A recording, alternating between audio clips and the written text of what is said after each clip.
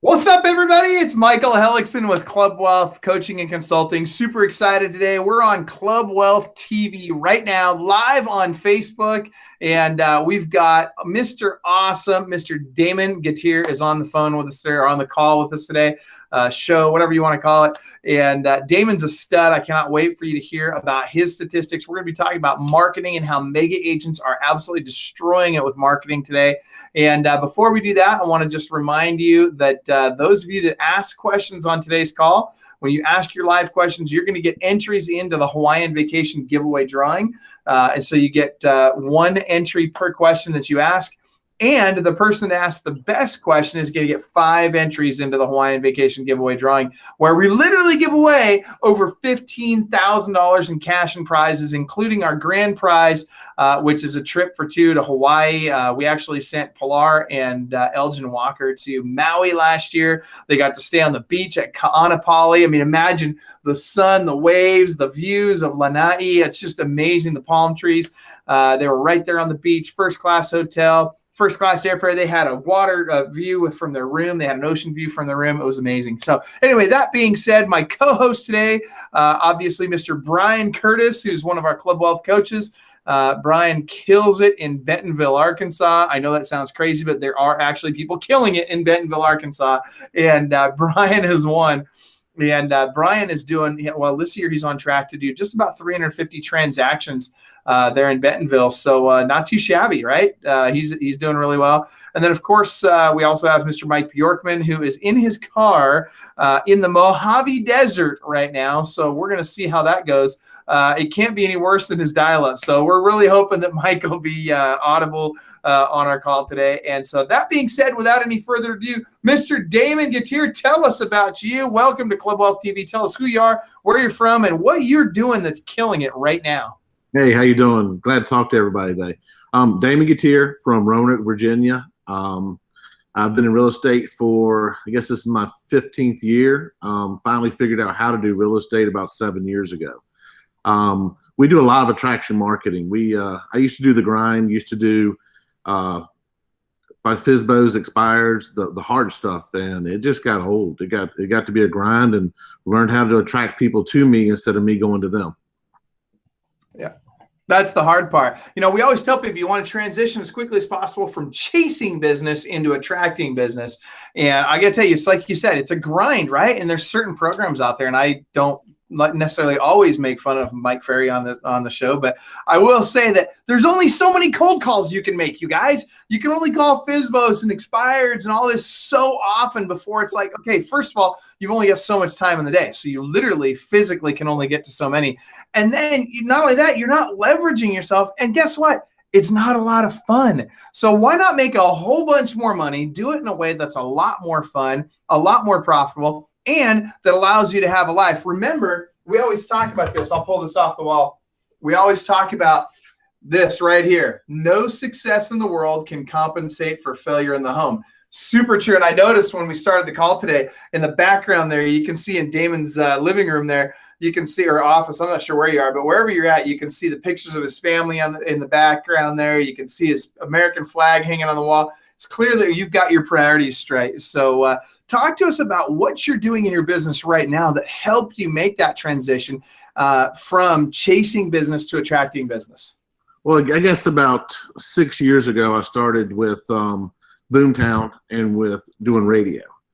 And it was a phenomenal difference from the old REOs, short sales, and the grind that was. And radio kind of started to change my life in that people are actually seeking me out instead of seeking them out.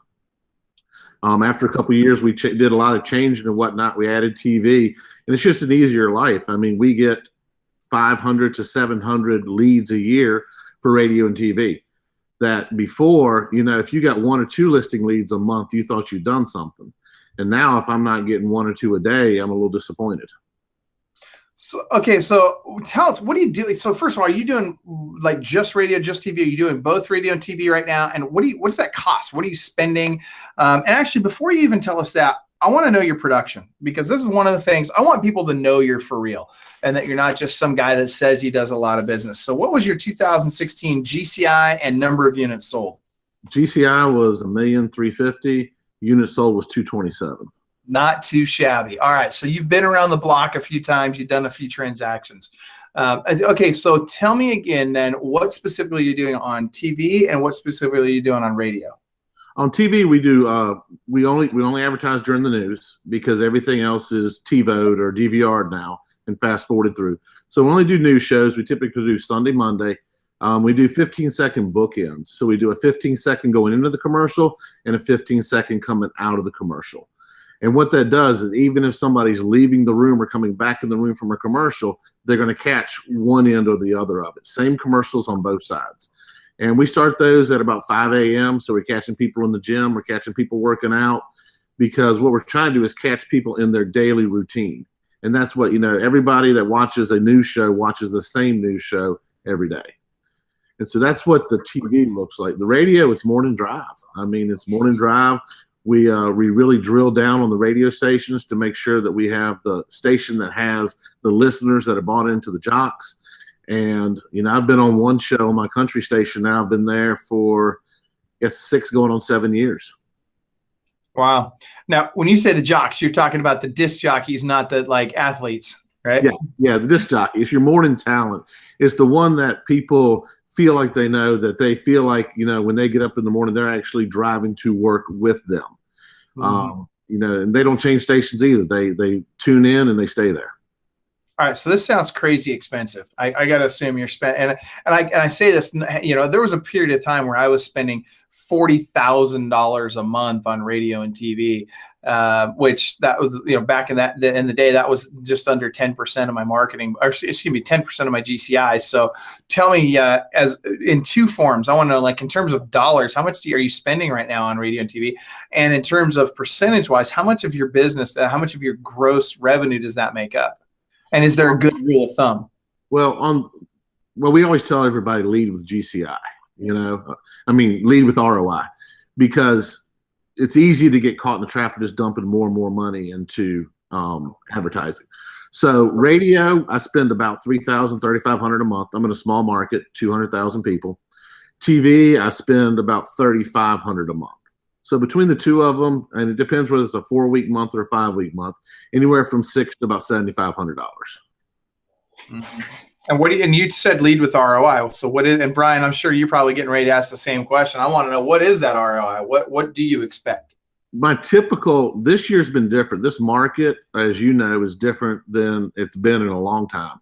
And so in a hot market like this, attraction does not work as well as it does when it's a painful market.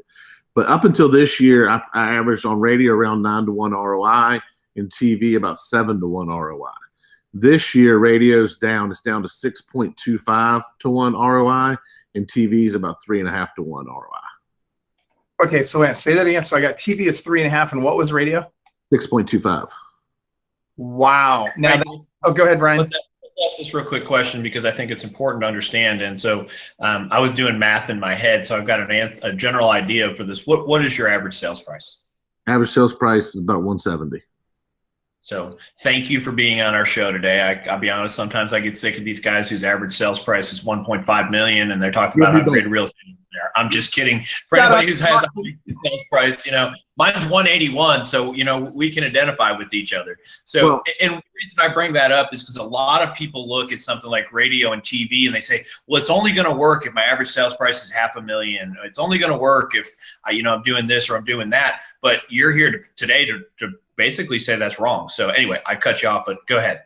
No, you're fine. One thing to keep in mind on some of my ROI numbers, if you're doing the grind, if you're reaching out to someone, if you're cold calling and you get 6%, you're doing pretty good. On the attraction marketing, when they're coming to you, we start at 8% and we go down from there. And nice. So I would say that my average list side commission is 4, maybe 4.25, because we start at 8, go to 7.5, go to 7, go to 6.5, go to 6. But we always start at 8. So we make more with what we've got than a lot of agents do. And I know there's a ton of agents on TV now or on the show that are going to say, oh, it won't work in my market. It'll work in any market. If you don't ask, it will not work. But if you ask, you'll be surprised at how much it works. So let's talk about that, because we see commissions all across the country dropping to 5 into 4.5. I think somebody I was talking to the other day said their average commission is 4, and that's not the buy side. That's the total commission. So let's talk about when you walk into a listing appointment and say, eventually at some point in time, you're either going to tell them what the commission is, or they're going to ask, let's have that conversation, because I know that may not be what we brought you on here for, but I can promise you that agents all over the country need to learn to stop giving away their money. So, and I've done it, you've done it, I'm sure. So what do? I walk in, I'm sitting in front of you, and you go, hey, my commission is 8%. What happens at that point? Well, let me back up 1 second, because most of our listing appointments happen in the office. We actually get them to come to us because now they're in my house. And in my house, I'm in control. I don't list, I have listing agents, but I don't spend 45 minutes walking around the house and them telling me they have a new roof and they have a new toilet and that they caulk the tub. So it saves that time. You don't have any distractions. You don't have neighbors knocking on doors. You don't have kids running around. You don't have TV. You don't have dogs barking. You don't have any of that. So if they're within about 45 minutes of my office, they generally come to my office. When they're at my office, our office is, the conference rooms are staged. We have their for sale signs sitting in there. We have 2 lot boxes sitting on the table. We have all the paperwork laid out. So when they walk in, they're looking at their husband or wife and they're saying, we're not signing while we're here, but the whole intention is they're signing while they're there. Yep. And then we have a rock solid listing presentation. And I think that more than anything, most real estate agents go in and they say, hey, we're going to put you on a bunch of real estate websites, and we're going to put you on MLS, and then we're going to pray and see what happens.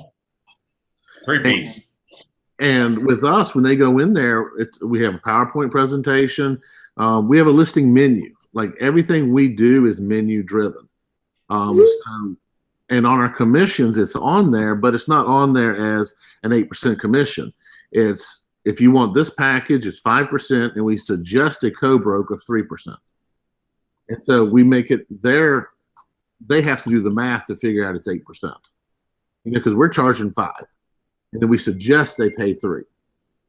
But I think if you just have to be rock solid confident that you will sell their house faster, you will sell it for more money, that you do market better than anyone else in the market, but you have to own that. It has to be in your heart. Okay. So let me ask you another quick question. So, because obviously I can guarantee that 90% of the people listening to this are doing listing presentations at the house. So some of the things that, if you go to a listing presentation on the house, people are going to want you to look at their house. So what about this? What about this? What kind of changes should I make? When you get those questions during that presentation, how do you handle that? Because I think it's important for people to understand. Okay. Well, the first question is usually on the phone, and they're like, well, don't you have to see my house? And the answer to that is, until you're my client, I don't need to. Once you're a client, we don't need to see your house. And then what we do is we have an on-staff photographer. He's one of our employees, and he goes and photographs the house. So that's when we look at the house. Our photographer brings back the photos. We do photos, videos, Matterports, floor plans. So when he comes back, we can tell whether you told us the truth about the house or not. If the house is not as described, then we tell you, hey, you need to fix this, you need to do this, or you said it was in this condition and it's not. On rare occasions, we do go to houses. I think my number one listing agent last year sold 70 and went to 2 houses. But they were elderly or infirmed and couldn't get out. It's just, people don't like hearing this, especially real estate agents that watch HGTV and they love showing houses. But a house is a box, it's a box in a neighborhood. And if you've been in the business any amount of time at all, you know how much that box is worth. And it might be a nicer box or a lesser box, but it's a box in a neighborhood. And we all know what those boxes are worth. And so I try to do as much stuff 180 degrees away from what everybody else does, because then I can show I am different and I do bring value. So, and by the way, I wanted to shout out to Coach Barry Jenkins, our newest Club Wealth coach in the house. With the Barry. And I got to take responsibility. I apologize, Barry, for not inviting you earlier. I appreciate you jumping in here last minute. We've got Bjorkman's in the Mojave Desert with worse than dial-up internet today, so he's not able to really communicate. So thank you for jumping in and filling in for Mike and helping us grill Damon here.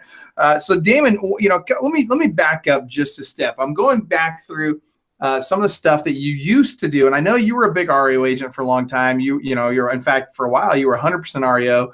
You were doing what, a couple hundred transactions a year with REO. Is that right? Yes, sir. Okay.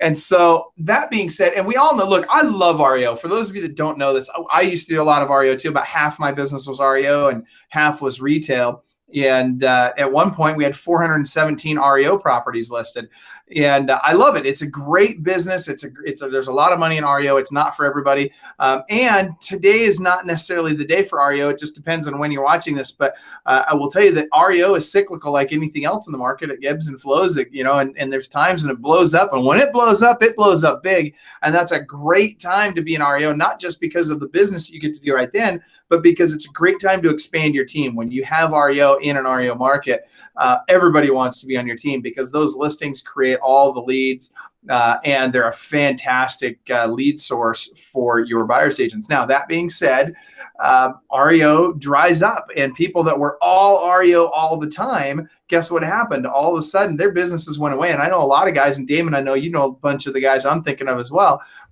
who are 100% REO and aren't even in the business today. They were making millions of dollars in REO, and they are literally out of real estate today because they can't function in a market that's a retail-driven market. And so what we're talking about here is transitioning again from chasing business, the old prospect way, to attracting business, and to Damon's point with radio and TV.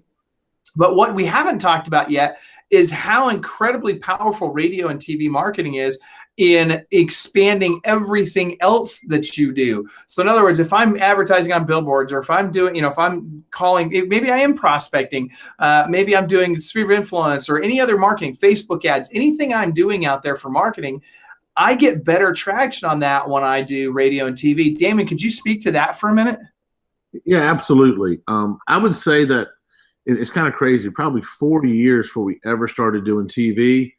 We track like crazy. Like, my team knows that when a lead comes in, we have to know the lead source. And if they mention 3 or 4 different lead sources, we drill down to the lead source. What made you call us? And I would say that 4 years before we ever talked about TV, we were getting quote unquote TV leads. People saw us on TV. Never been on TV. And it's just, oh yeah, we'd get 10, 12 leads a year that saw us on TV. Wait, hold on. So how long, you're saying 40 years ago, or 4 years? 4 years. 4 years before we ever went on TV. 4 years. I'm sorry. I heard 40. I'm sorry. You said 40. Not that long. Okay, 4. right. You look great for 112. Oh, thank you. No, probably 4 years before we ever went on TV. We were getting leads that were determined that they heard us on or saw us on TV. And it just, we do think our signs are a little different. Our signs are twice as big as anybody else's, so it sticks out. Everything we do has the same color code, whatnot. We're not a franchise, which I think sometimes helps differentiate yourself from others. But the radio and TV, just about anywhere I go in this town now, and it's a little ridiculous and it's somewhat embarrassing. When I say my name, they're like, "Oh my God, are you that guy?" And you're like, "Yeah, I'm that guy." It's just, it dramatically increases the effectiveness of everything you do. Mm-hmm. It's a multiplier. It really is. I mean, it literally, if I'm getting a 3 ROI on whatever lead source out there, once I implement TV and radio, all of a sudden my ROI will go from a 3 ROI to a 3.5 or a 4 or even more on all of those different lead sources. So I love it. I like I said, I spent about $40,000 a month primarily on TV and radio when we were doing just over 100 transactions a month. And I can tell you that it was a game changer for us. Now, you used to use an agency, and we're not going to say who, because I used to use the same guys, and I think you had a very similar experience. For me, it was a lot like kind of getting what we'd call a steel wool enema, right? Like not a fun experience. Anyway, that being said, tell me your experience with using an agency to do your TV and radio, and how you transitioned out of that. Well, we did use an agency. It's a well-known agency, and like a lot of things, I think in the beginning it meant well, and then it changed. And when it changed, I changed also. So I transitioned out of that and figured, if they can do it, and I want to get negative. Part of the problem was some of my ad copy started getting used. And so I was like, well, if my ad copy is good enough for somebody else to use, why not use it myself? And so I started doing it for me, started doing it for some of my friends, and then I actually partnered with a radio guy, a true radio guy. And we started our own company. And for last several years, 3-4 years now, we've had our company. We do it for agents around the country. And it's a lot of fun, and it's very, very satisfying to see people go from, you have a lot of people that are really good real estate agents. They just need that one little extra push, that one little extra thing that's going to push them over the edge. And it's fun to watch that one little thing just push them until all of a sudden they're very, very successful real estate agents. So, all right. So, and like you, we transitioned away from that particular agency. My concern was I always felt like they really weren't even watching my ads. They weren't paying attention to, how often it was getting aired, or what whether or not my ad copy needed to be changed. I just didn't feel like they were really dialed in on that. And I know that you're now, so in your agency, so you own an agency now that does radio and TV for agents. And by the way, this is not a big commercial for Damon's radio and TV company, although I will say they do a great job. And part of the reason is you guys pay attention to where the ads are, how often they're getting aired. You're making sure that they're getting aired, because even though they're supposed to get aired, sometimes they don't get aired, right? Cool. And you're making sure that we're getting the most visibility, the most audience for the buck, if you will. And so, all those things make a big difference. What other things are you doing besides TV and radio? And actually, Brian and Barry, if you guys have questions on TV and radio, I'd love for you to ask those now. Otherwise, I'm going to switch gear into other marketing that we're doing. But go ahead, guys. Do you have any questions on TV and radio?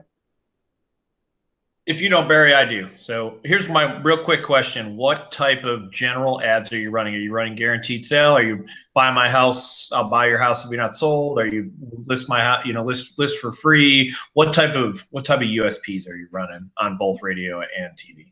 USP, what we found is that guaranteed sale or a buy it works well in a bad market, does not work well in a good market, because nobody's worried about selling the house.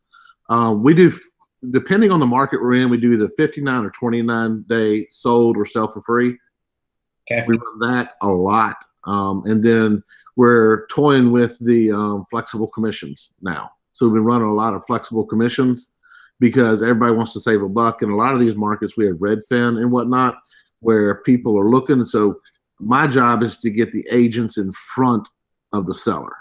If I can get the agent in front of the seller, it's the agent's job to sell the seller on why they should use them and not Redfin or someone else. And so the flexible commission seems to be doing that.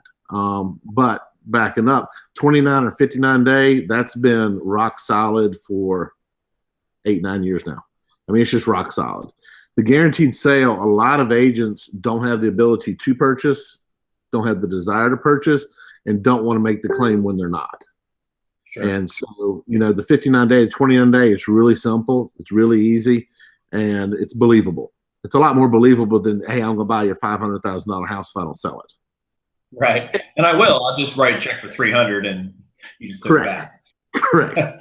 And I think that's a big part of the reason why it's less believable. We use that guaranteed sale USP for years and years with great success. And again, though, that was in 2007 through 2010 when the market was down. People were hurting to sell their homes, and it was a great attractor. I've seen, though, a big uptick in switching from sold or I buy to sold or it's free. And what I'm hearing from consumers is that they feel, one, it's more believable, two, that sold or I free sounds more genuine. And so that's just, for whatever reason, they seem more attracted to that. I do like your flexible commissions thing, though, and I think it's interesting. People think flexible commissions means discount commissions. That's really not what it means. Flexible commission could mean, hey, instead of 6, I'm going to charge you 10, or instead of 7, I'm going to charge you 11, or whatever. I mean, it doesn't matter what the numbers are, right? It's flexible. I could do all kinds of stuff at all kinds of different price points. The key here is that we're planting that seed that, look, we're willing to negotiate our commission, which we have to do anyway. By law, commissions are negotiable. Right. So why not throw it out there and get that call instead of Redfin? Get people asking, well, what does that mean? Like, I've got a full service agent over here saying they're flexible commissions. What does that mean? It creates curiosity. And to your point, it gets the agent on the phone.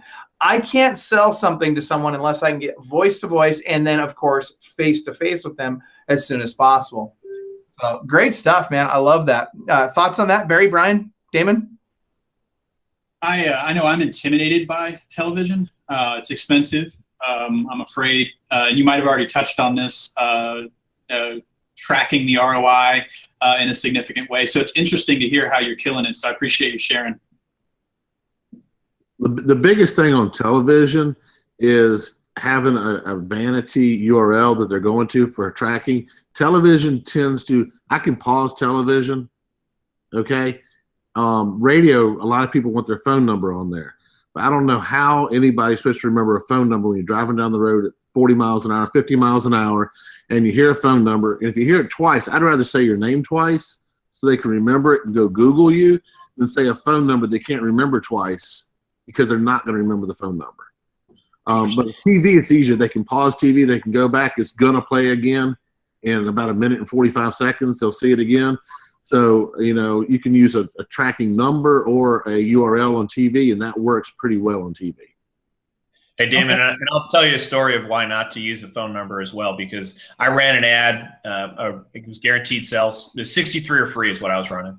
And somebody bought my phone number.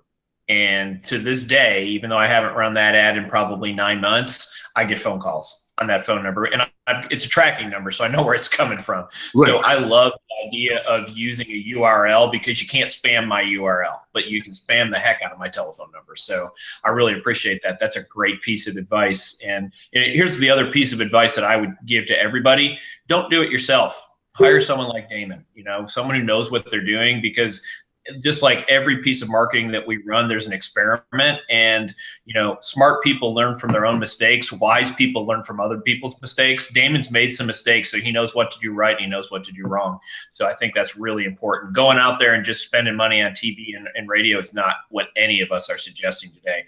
We're looking at a concentrated marketing approach by someone who knows what they're doing. So I appreciate that, Damon. Can I add on to that real quick, Michael? Yeah, please. One thing, just tag on to that. There's a lot of good agencies out there, whoever anybody wants to use, but agencies make, just so everybody knows how an agency gets paid, they get paid 15% commission, and it's called agency discount. And if you don't use an agency and you go straight to your radio station, then the rep you talk to the radio station, they're making the 15%. So a lot of people think, oh, if I cut the agency out, I'm going to save money. You're not going to save money at a radio station, probably if you don't have an agency, because an agency can leverage, especially if you're going with an iHeart station or something like that, and they're already on 50 iHeart stations, then we can leverage that relationship. But, a lot of people think I'm going to go straight to the station and cut out the listing agent, so to speak. And it doesn't work that way. And so whatever agency you use, make sure they know TV or radio. Yeah. What were you saying, Brian? I said, don't do FSBO for radio. That's right. That's exactly it's a very expensive thing to do. Well, and here's the thing, I'll tell you, and for those of you that are thinking, man, again, that, like, to Barry's point, gosh, I'm so intimidated by TV and radio because it sounds so expensive. It cracks me up. People will go and spend, thousands of dollars on things like Facebook ads and platforms. And don't get me wrong, we love our Commissions Inc. and our YLOPO and some of our platforms that we work with and we recommend every day. And I'm not saying that you shouldn't have those programs and platforms. What I am, however, saying is radio is a lot more affordable than you think it is. And what happens is it has a cumulative effect. It makes you the rock star in your market over time. And you literally become a celebrity. You'll literally walk in, if you're on TV, for example, you'll walk in someplace, the grocery store or whatever, and people literally walk up to you at Costco and say, oh my gosh, you're that guy on TV, or you're that guy on the radio. Yeah, that was me. Whatever. But that being said, it can be very affordable. I give you an example. I made over $1 million on one $1,500 a month radio station. I made over $1 million in commissions in about a year on one station, actually about a year and a half. And what I did was, so I had done an interview with Dave Ramsey on his TV show. And I was a part of Dave's ELP program. Some of you guys are part of that ELP program. Damon, I think, aren't you doing the ELP program? Oh, you guys definitely should look into the ELP program. Brian, you're doing it. Barry, are you doing ELP? No. Yeah, you definitely want to look into that. It's a great program. You pay a little bit of money, but it's a great referral program. Their people are pretty loyal. You get good traction with the people they refer to you. That being said, they want the team leader making the phone call, right? So when they refer somebody to you, they expect that you, the team leader, will be the only one calling those people and not members of your team. Well, when you're doing, over 100 transactions a month, that's not possible that you're going to follow up personally with every single one of those leads. That's why you have a team. That's part of the reason why you have a team. And so for me, that wasn't possible. So what I did was I handed them off to my team. They called them, they made the connection, and we had a great conversion rate from lead to transaction. In fact, we were the second highest in his entire system. And anyway, long story short, his people got mad at us about that because I wasn't calling them personally. And so we kind of got into it a little bit. And long story short, I was no longer an ELP for Dave Ramsey. So what I did was I went to the local radio station here in Seattle, the Christian radio station that plays his show. And I said, hey, I'd like to advertise on your station. And I literally bought up every ounce of airtime on that station during his show for $1,500. So literally every single commercial was me during his show. And it was me saying, hey, go to my website, to Damon's point, 30daysale.com, right? That was our vanity URL. I said, hey, go to my website to see my interview with Dave Ramsey. And so all these people went to the website, and I got all of those leads and more. And guess what? I got them for free and didn't have to pay him his referral fees anymore. So I ended up net way better than I would have been if I would have just been in a ZLP program. But that's the power of radio, right? Because they hear you on radio, you become the celebrity, you're the only one people want to work with. So anyway, it's good stuff. So Damon, and I'm going to put this out there well, first of all, Damon, do you have any final thoughts on radio and TV marketing that you want to share with us? My only final thought would be, to the point made earlier about the cost of radio, and it is expensive. But so many agents spend so much on a buyer platform, whether it be Sync, Boomtown, Conversion, whatever, and they spend so much money on buyer leads. And then after you look at the split, the profitability is negligible. But if you took that same amount of money, no more, but that same amount of money, and put it into TV or radio, and then look at your split, which, my God, I hope you're not paying 50% on those. But if you looked at your split then with your agents, the profitability on that is just exponentially more. Well, let's take it a step further. You're paying for seller leads. I mean, don't get me wrong, you do get buyer leads out of it as well. But you're really paying for seller leads more than you're paying for buyer leads now. And when we're buying seller leads, not only now do I get that transaction, I get that listing and I make money on that listing, but I also get free buyer leads on my listings. And I hope those of you that are watching this are paying attention, because here's the reality. You want more listing leads. That's where you want to be. Listing leads are where the money's at, because listings bring free buyers and they bring credibility. When we had 750 listings, we had 750 signs in the ground all over town. How many sign calls do you think we were getting? That was 6,352 sign calls a month. That's ridiculous, you guys.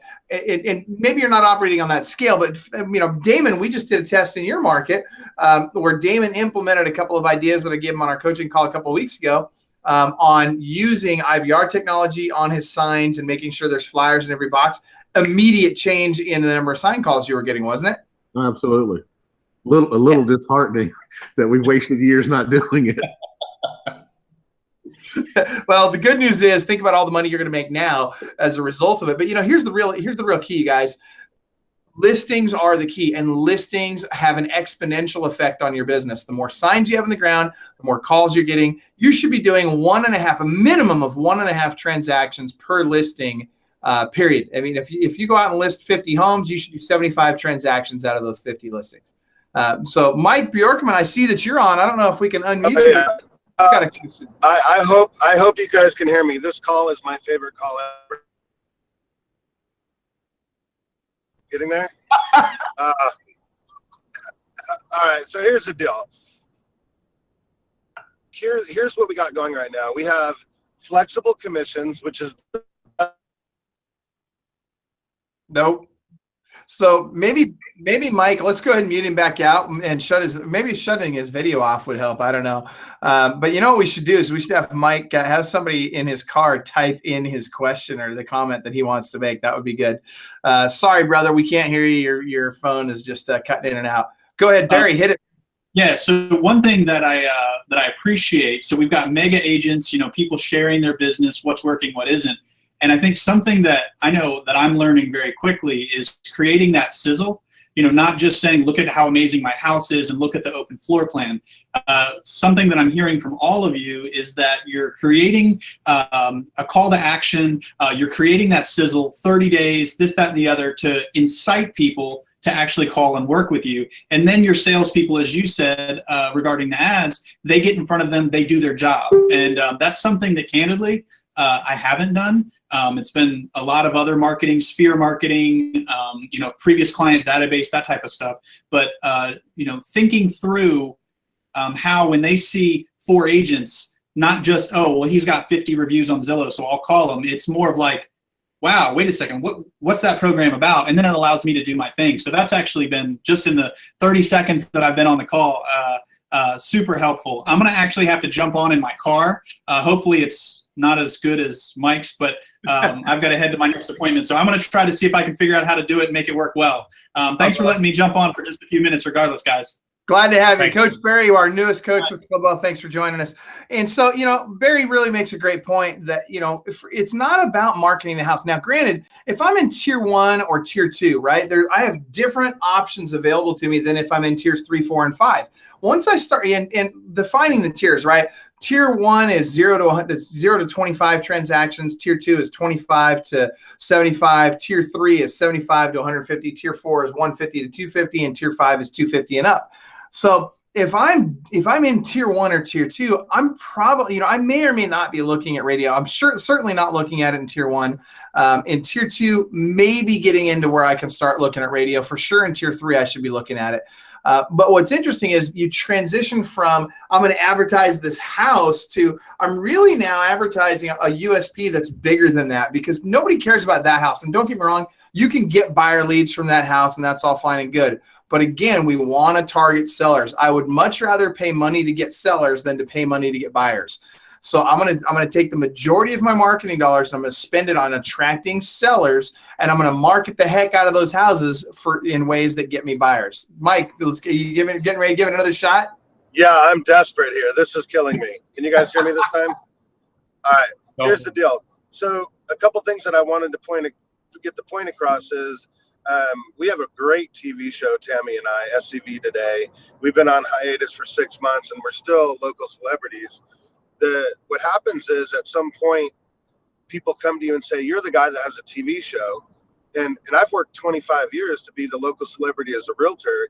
And I get a little upset, but the reality is TV and radio makes you the local celebrity. Not only that, you're your own third-party endorser.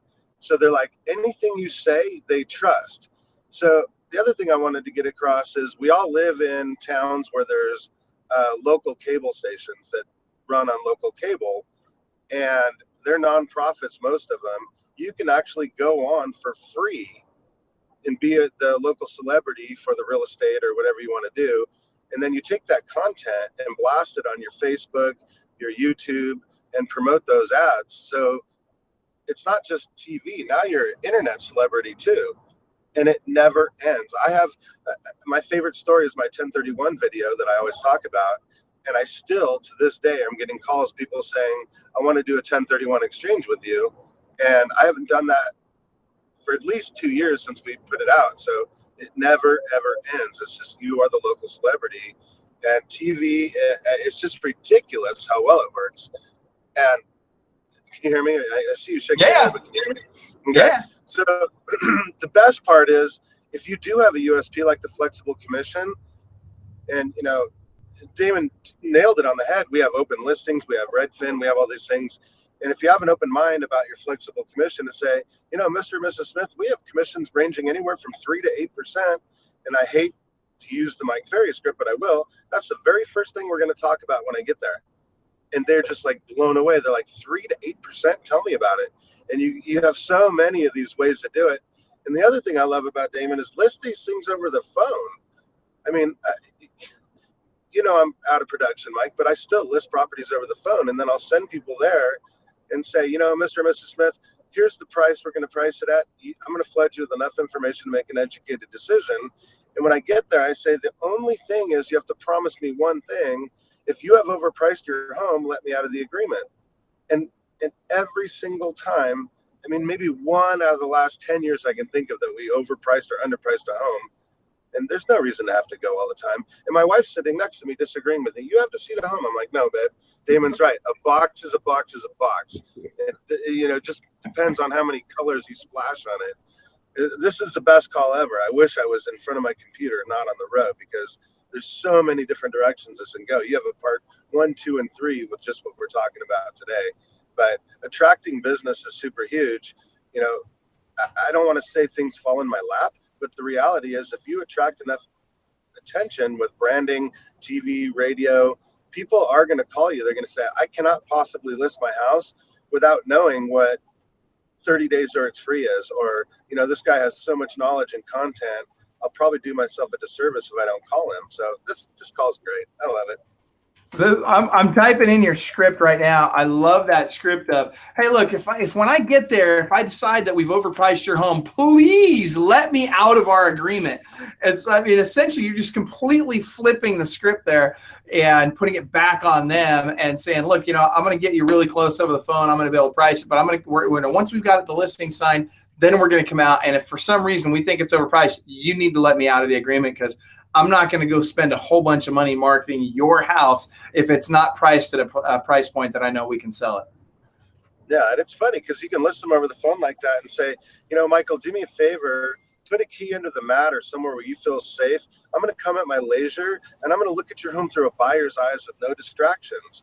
Once I get done, I'm going to call you. And, Mr. and Mrs. Smith, here's an old script that I've always used in real estate. I'd rather turn you down than let you down. If you hear me say that, something's wrong. But if you hear me say I'm going to battle, I'm going to get you the highest price in the quickest amount of most amount of time, and you're going to absolutely love this transaction, and we're going to break records. And then I get them so pumped up with that. They're like, oh my God, this guy's a straight shooter. He's not going to BS me. We're going to get the highest price in the quickest amount of time. And you know what, Mr. and Mrs. Smith? If you feel you could find somebody to work harder, more committed at any time, I have an easy exit listing agreement. You can cancel this agreement with 24 hours written notice. Has any other agent said that to you? Of course not. Nobody is as confident in their marketing plan as I am. Let's get started. Do the right thing. Where do I sign, Mike? I'm ready to sign. See? Sign me up. Oh, yeah. And then you can say, what? I was just talking about this on my TV show the other day, Mr. and Mrs. Smith. Some of the effects of overpricing, you wouldn't believe it. There's 4 stages in marketing a home. Week 1, week 2, week 3, week 4. Most agents get the most activity in week 3, but because of my pre-marketing campaign, I can get as much activity in week 1 as most agents in week 3. Do you realize that 3 to 5% is going to be negotiated off if we go over 30 days? Here, as a matter of fact, I'm going to send you the link to my TV show so you can watch it, and I don't have to bore you with that. So maybe when I'm looking at your house at my leisure tomorrow, you could be watching that at work, so we're not wasting any time. Wouldn't that be great? Is that your radar detector saying you're speeding, or a cop's about to nail you? Everything's going off. I'm going over 85. The radar detector is going crazy. I get so pumped up with this stuff. I love it. He's going 95. Damon is my new hero. I love it. Well, first of all, I completely agree, man. I totally love those scripts, by the way. That's good stuff. And you got to reverse that role. But at the end of the day, you got to be aggressive. That's the other thing that I'm hearing a lot of what you're saying and a lot of what Damon's saying. It's, you can't be timid about this. If you're going to go out and you're going to be a strong listing agent, you're going to have to be aggressive, and you're going to have to be so confident in what you do that people would be crazy not to do business with you. If you don't have that level of confidence, if you can't walk in and act as if, so to speak, If you can't own that room when you walk through the front door, then something is wrong. Something is missing. And that's one of the reasons why Damon, and I know we got Curtis Johnson, shout out to Curtis Johnson in Arizona, is another one who does a lot of, bringing people to the office to do their appointments. Now, for most of you, I don't recommend that, but go ahead. What's that, Damon? Curtis taught me. Oh, did he? Yep. Oh, that's funny. Way back 5-6 years ago, Curtis and Jason Bramlett taught me that at a seminar one time. So, that's hilarious. Going back to what Mike said real quick, because he touched on it, but it's a very, very good point that needs to be brought up. When you have radio talent in the morning talking about you, he or she can say the things about you that you cannot say without coming across as pompous and arrogant. That talent can say you're the best. That talent can endorse you in ways that if you did it, nobody would ever do business with you. And then the other thing, which we haven't even touched on, is with radio and TV, recruiting becomes a whole lot easier. Oh, yes. Oh, there's no question. All of a sudden, instead of you having to chase after people to get them interested in being a part of your brokerage, they literally, I don't want to say they flock to you, but you do get a consistent stream of people that want to be a part of your team. Now, Brian, you've experienced that just because of the sheer volume of business that you're doing in Bentonville. You get a lot of people that want to be a part of your team. And I don't want to discourage people that aren't at that level yet. What I want you guys to understand is it gets easier, but you have to hit that tipping point. You have to get beyond that tipping point where all of a sudden you have enough momentum that people are attracted to your team, and not just the consumers, but the agents as well. And once you hit that, man, it gets exponentially easier from there. Brian, thoughts? Yeah, that's exactly true. And so, I personally don't do a lot of radio and TV anymore, although Damon may get a phone call from me after this. So we might have a different conversation. I'm sure that's not why you volunteered to be on, but, it's something I really do believe that you can create momentum. There's entire books that talk about that momentum that you create. One of the things that I found is once I got to about 4 or 5 agents, recruiting the next 12 agents was a heck of a lot easier than recruiting the first 4 or 5. And that's just, people are out there. When you gain momentum, they say, hey, what are they doing? How come they're closing, 30 transactions a month? What's going on over there? I want to be part of that. And it makes it a lot easier. And, it's really kind of funny. I've been talking to a lot of our coaching clients about this recently. It costs X number of dollars to run your business, whether or not you close a single transaction or you close 100 transactions a month. Sure. There are obviously some scale issues. You're going to have a little bit more staff the more transactions you get. But basically, you can close 10 transactions or 30 transactions with the exact same staff. So, the question is, why are you not adding more people? Why are you not getting more people on your team to help you do more transactions and then build this whole thing? It's really a hard thing. Most agents I hear, well, I don't want to manage those people. I don't want to do this. I don't want to do that. Here's the reality in some of the systems that we have in place. The more agents you have, honestly, it's not any harder, and sometimes it's easier. So I appreciate that, talking about that. Well, and 2 things you mentioned there, Brian, that I want to key in on. Number one, first of all, it's like, you and I talk about this a lot. It's not management, right? People, and you hit the nail on the head. People think, oh my gosh, I got to manage all these people. Look, you shouldn't be managing anybody. You should be leading people. And there is a massive difference between leadership and management. If you're constantly focused on managing people, man, you got a problem. If you're leading people and you're really truly helping them succeed at the highest level, if you're really helping them reach their goals and not just focused on your goals, guess what? It's easy. People want to be a part of your world, and they appreciate that help, and they appreciate that you genuinely care about them getting what they want, not just out of the business, but out of life. And that sometimes that means taking more time off.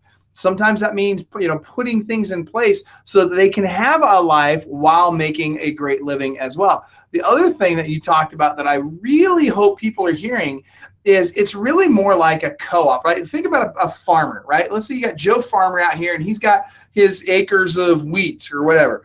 Well, he needs a combine to go harvest this wheat. Well, the problem is, and we're not going to go talk about the gluten-free thing here. That's not where we're going. But think about this guy. He's got to harvest his wheat, and these combines, they're expensive. For a really good GPS-controlled high-tech combine, you're well over, in that $1 million range easily for these really nice combines. Well, that farmer, in order to compete in the marketplace, needs to harvest at just the right time, needs to harvest in just the right way. That combine is necessary. They can't afford that combine by themselves. And so what happens? They get together with multiple other farmers in the area and they co-op. They all buy this thing together, this combine together, and they share that piece of equipment and each of them gets to use it. And what that does is it allows each and every one of them to get higher ROI on every dollar they invest in their business. That's what we're talking about here. You guys that have teams of 2, 3, 5, 6 agents on your team, you are missing the boat. You are missing the benefits, the big benefits of running a team. Look, if I'm running a local team, I want to get to the point where I've got a minimum of 12 to 20 buyer's agents on the team and probably 4 listing agents on a team, maybe 5, depending on the team and location. In metro markets, you can even go bigger than that. But in general markets, I want to have a team that's scaled to about that level in order to really, truly reap the benefits of that leverage and give everybody. It's not just about the team leader making more money. It's about everybody having more opportunity, because when you have that momentum, every single one of your agents that goes into an appointment, it's easier for them. It's more of a lay down for them when they walk in and they say, I'm with the Brian Curtis group. Oh my gosh, I see your signs all over the place. You guys are killing it. Where do I sign? I mean, it's almost that simple. You know, oh, I'm with Damon Gettier. Oh my gosh, well, let me just, not only do I have this house, let me sell my other 3 rental properties. You're that good, right? And so, I mean, you guys tell me what you think, but that's what I've noticed. As you get that momentum, it makes it a lot easier for each person on your team to make money. Go ahead, Damon. Well, I agree 100%. I mean, it's been, I guess, the force multiplier for us for so many years now that most of my agents don't know what a market without us being on radio and TV is. You know, last year we had 9 people on the team. I think today we have 19 people on the team, and hopefully by the end of the year, at least by first quarter next year, we've got 30 people on the team. We have the business. Getting business isn't the problem. It's getting enough agents to convert the business is the problem. And you have just hit the nail on the head. That was our problem. We had enough leads coming in for 159 buyer's agents to each be doing 5 to 10 transactions a month. We could not possibly hire buyer's agents fast enough and get them trained and get them set up fast enough. So I completely 1000% agree with that. So let's talk about that for a minute. What are you guys doing? And I'm talking to both of you. What are you doing right now to proactively recruit people to your team? Because I'll tell you, for every team leader watching this, I think that is the single number one most important thing that every team leader can do is develop a recruiting system, much like your lead generation systems. You need to systemize recruiting. So what are you guys doing? Damon, we'll start with you. Well, first off, and you know some of mine, but we have a full-time recruiter. And if you look at what an agent brings you in a year, we actually, on our coaching call this morning, we talked about it. But if you look at what an agent brings you in a year in income, okay, one agent, a recruiter makes far less than what that one agent's going to make you in a year. So if that recruiter recruits one agent, you broke even. If that recruiter is one agent per year. Per year, correct. Right. If you recruit 12 agents, that's a 12-to-1 ROI, which is one of the best ROIs you ever see in any type of marketing. So I don't know how we lose the boat in thinking, I had a coach, he said, your job is to recruit, train, and lead. I don't like recruiting. Okay? I don't like it. So I'll lead and I'll train and I'll hire someone else to do what I don't like doing, somebody that's better at it than me. So that's one thing. Then the other thing is we offer a pretty stiff bonus to our agents for recruiting. We actually offer a bonus of 50% of anybody that recruits first year income back to the agent that recruited them.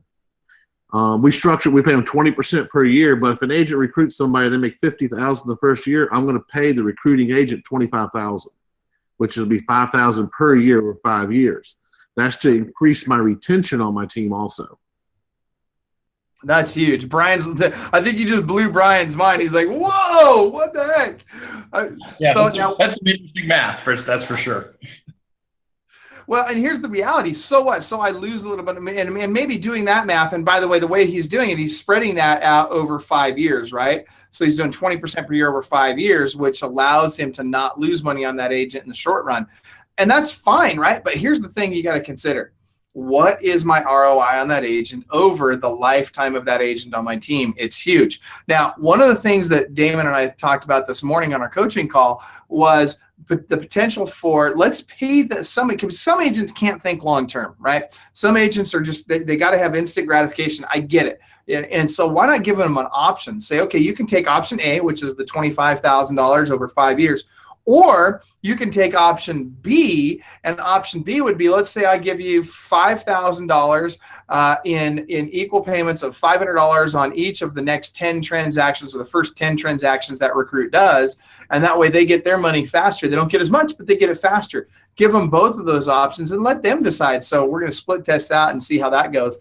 Brian, how about you? What are you doing for recruiting, and how are you ensuring that you've always got a lot of great agents on your team? Well, for starters, I feel blessed. So one of the biggest ways that I believe is that you can do recruiting is to do training. And what I mean by that, it's not just training for people on your team. It's actually training for people who aren't on your team. And when you offer that free training, I can tell you right now, if I go do a training and it's a 2-hour training on a listing presentation or language of sales or any of these different things that we do, and I get 20 people to show up, 10 people will come and ask me about my team. And, I tell them about my team. Now, again, I'm trying to offer 100% value during that thing. So it's not a recruiting pitch in any way, shape, or form. But one of the things that I always do is I make sure I have a couple of breaks in that 2 hours. And then people come up to me and they'd say, hey, tell me a little bit about your team, do this. And if I were to have a room of 20 people who aren't on a team who are at one of those appointments, I guarantee you I can recruit 3 of them if I want to.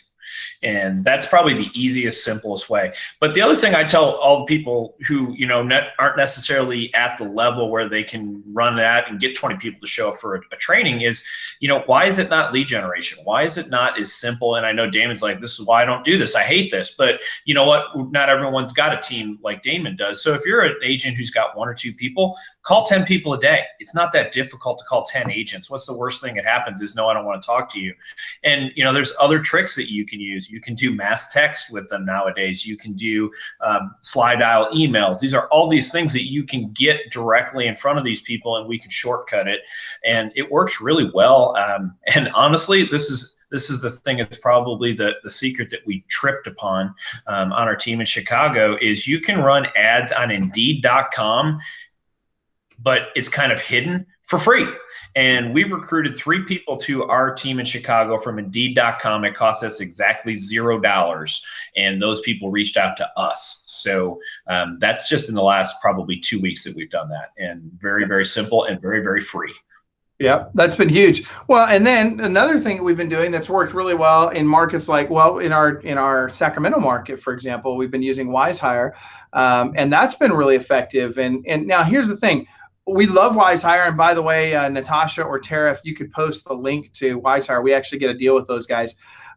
One of the things we like about those guys, it's not that they're going to bring you 1,000 potential buyer agent or listing agent recruits. All of a sudden, what they're going to do is they're going to just kind of feed that pipeline and kind of help put some people in the front end of that pipeline, which you need to be doing on a regular basis. It's very, very important that you are consistently feeding your pipeline of new recruits as well. Derek in our Chicago team was asking me the other day, he's like, well, I've got all these recruits. When do I stop recruiting? And my response was, never. You recruit as many as you can. Because here's the thing, we can provide leads for them. We can provide support for them. We can provide technology, systems, everything they need to be successful. We can provide that for them. So just keep recruiting and we'll figure out who's going to be the best fit where, right? Whether they're going to be a listing agent or a buyer's agent. And some people on the call are like, well, I want to do all of it. Okay, well, cool. We have options for that as well. The point is that we want to make sure that every single member of every single one of those teams is able to be the very best they can be at what they are best at and what they do. And so just keep recruiting as many as you possibly can. The leads are there. That's not the hard part. Damon, we're running short on time. We got a couple minutes left. We're going to wrap up. I want to give you the chance to share your parting thoughts, and then we're going to go to Brian. And if Mike is live, we'll go to Mike as well. Well, real quick, the one thing I want to touch on that we didn't touch on, we were talking earlier with Brian about the listing presentation and what happens in that. My agents are taught, my listing agents, I think I have 4 of them now. They're taught that we list the house. There is absolutely, if you give the presentation the way that's been taught, And if you use the PowerPoint, there is absolutely zero reason why anyone would not list with us. And so if they say no, if they have to think about it, they did not drive to my office to think about it. There's a question that hasn't been answered, or there's something that hasn't been resolved. And it's normally commission or price. And they're taught to just address that with the client. Ask them what question you haven't answered or what that we have talked about that's not resolved, and just sit there and wait. But the expectation is that every house is listed on every appointment. I love it. They have to own it in their heart. Yeah, and you got to walk in there with the expectation that you are listening. And that's why it cracks me up when people they walk into a listing appointment and they don't even have a key box with them or a listing agreement with them. It's like, are you freaking kidding me? Like, you want to list this thing and you're not even ready to list it. If they say yes, what now? You got to run out to your car to get a key box.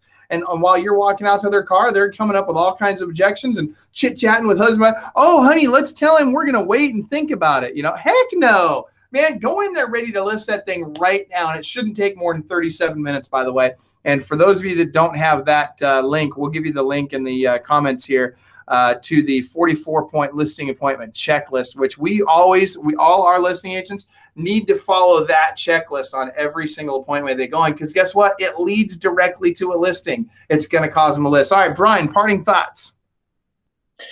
Parting thoughts is what I hear from Damon, and it's something I'm talking about every single day, and I heard it from Mike too, and it's just be confident. If you don't take anything else from this call, it's walk in there as if there was no other option but to sign the listing agreement. And I don't know about you guys, but I've signed listing agreements 3 months out. And I'm not saying that those people always list their house with me, but at the end of the day, they're putting pen to paper, and the chance of them signing, of actually going live with me, is about 90% higher if we put pen to paper than we do if we wait and try and call them back and follow up and get them to talk to everybody else and their brothers. So ultimately, walk in there as if you are going to get that appointment, whether that's at your office or at the house. And I just appreciate all the stuff that Damon brought today, and it was a great call. It was a great conference. So awesome. Thanks, Damon. Love it. I 100% agree. Bjorkman, can we hear you? Oh, we got to unmute him there, Brandon. Hold on, Mike. We can't hear you. That's me. It's okay. Right on. Hit it, brother. Here's my parting thought. I mean, as much as I love everything we talked about, Damon, you said it blew Brian's mind. No, that blew my mind. So I have 217 agents today that work for me. I pay a recruiter more than what we're talking about. Why wouldn't I do that for my own team? I mean, I don't have a mega team. I have 8 buyer's agents, but after what I just heard, I just put that in my mind. I'm going to hire a full-time recruiter just for my team and watch my income triple, quadruple. And the other thing I do for Club Wealth, we love Club Wealth. I mean, I'm all about the 2-hour presentation coming from the heart. And the reality is, I probably could hire 2 or 3 of those agents, and I need to focus on my team as far as recruiting the good ones. And, obviously we want to hire for our brokerage as well, but it's something to get back to basics and realize what a powerful opportunity and hiring a full-time recruiter. I mean, what a great call, you guys. Thank you so much, Damon. You're my new hero. Right on. Hey, wait a minute. I thought I was your hero. What happened? Dude, I just got demoted. I love it. All right. I still love you. That's awesome. All right, guys. So my takeaway is just, I love being around smart people. And that goes for all of you guys. I absolutely love being around you guys. I learn something every time. And, I hope that everybody took away. I mean, if you're a team leader and you're not coming away from this call thinking, man, I got to hire a full-time recruiter, something's wrong. That should be everybody's big takeaway right now is, what do I got to do to get a full-time recruiter? And then the next thing was, go big with your marketing. Let's talk about TV and radio, especially if I'm in tiers 3, 4, 5. I need to be looking at that stuff. I need to go big. I need to be providing more and more and more opportunity for everybody on my team. So that being said, you guys, don't forget, we've got the Business Strategy Mastermind Conference coming up. If you don't have your tickets already, you better get them fast because the early bird special is about to run out. And not only that, but we are also going to sell out at this event. There's no question that's going to happen. We know for sure it's going to sell out. So get your tickets. And we also know the hotel is already running short on rooms. So make sure you go to clubwealth.com/BSM. We'll put that in the link here.